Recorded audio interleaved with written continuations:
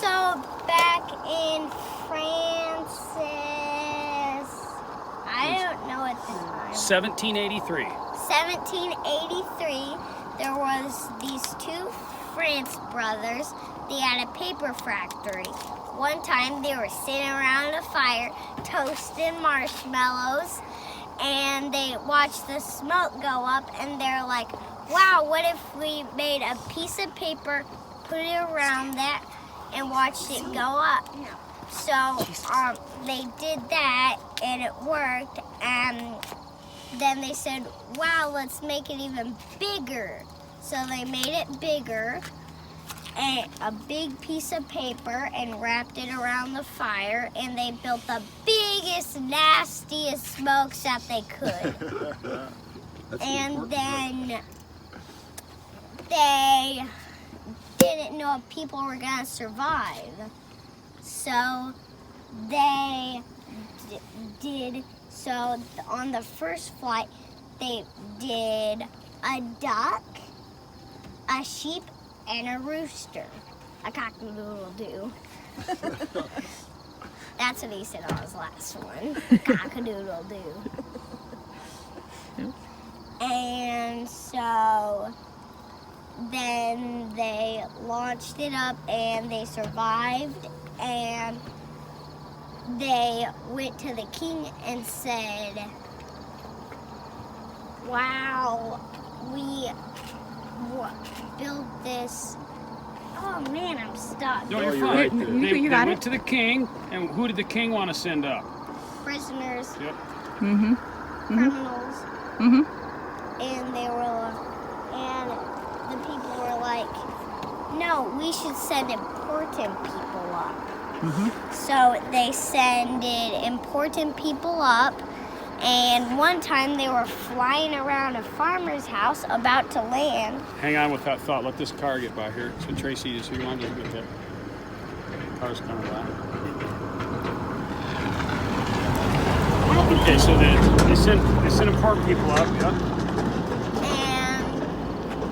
And they were planning to land in this farmer's house, but unfortunately they got their guns, pitchforks, whatever farmers use mostly, and they thought it was a dragon, demon, whatever throws out fire, I don't know.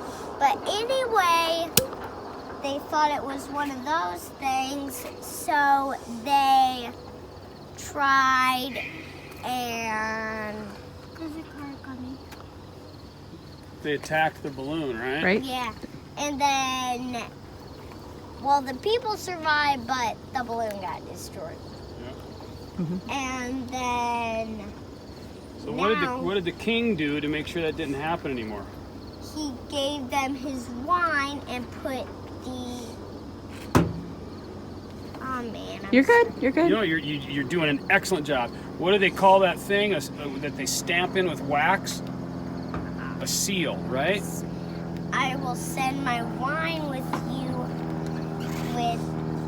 with the king's seal, and then when they flew about, they were like, wait, this is party time, I've got the king's wine. And they all went up in the balloon, played music on their GBS, Yeah. and they lived happily ever. Yeah, because they brought wine, and you know, when people have wine, they don't want to destroy the balloon, right? Right on. So, George, I got to tell you, that was pretty good. That's pretty good. That was an excellent. Those corks are cool. They are, and that was an amazing rendition of the story. He got it pretty much right on. We always embellish a little bit, and I love that he took ownership and put a few of his own little things in. Good job. So yeah, that's pretty much historically accurate as far as we know why or how this whole ballooning got started, and why we give champagne, because what we do today we kind of carry over that tradition now. And when we land on a landowner's property and they let us lay down and pack up, we usually give them a bottle of champagne or wine and say, hey, thanks for not coming out and attacking us with your pitchforks and chainsaws and guns, right? Nice. And then we also drink because after the flight, because it's a nice time to tell the story, and we have a toast. And George is going to help me with the toast here in just a moment.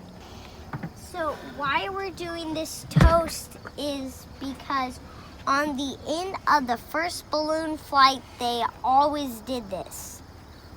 At the end of the first balloon flight, they always did this. Now, this makes more sense to me. So when we fly up in balloon and bring passengers, it's like the first balloon flight, and it kind of makes more sense to me. When we drink champagne and do this toast, just like in the first balloon fight, it makes just more sense. It does. It makes a lot of sense. And your stories make sense. All right, so grab your orange juice, and we're going to lift our glasses in the air, right? And you know the toast? I'll help you if you don't. Okay, go ahead. Let's see if you got it. The wind has welcomed you with softness. The sun has blessed you with his warm hands. You have flown so high and so well at the wind has God has joined you gently back. God has joined you in your laughter. And sent you gently back in the lovely arms of Mother Earth. All right, nicely done. Oh my goodness, that was amazing. Because you did that from memory, from only hearing it from me about 73 times. Nicely done, Mr. George. I am thoroughly impressed. George is 5 years old, guys, and I asked him at the beginning of the flight tonight, George, will you give the toast thing tonight? Will you tell the story and give the toast? It was not staged in any more regard except about an hour and 2 hours ago. I asked him if he would do it. That was it. I did not prep him at all. He's just heard it, and you can see how smart this little feller is. So smart. Nicely done. All right, good job, bud.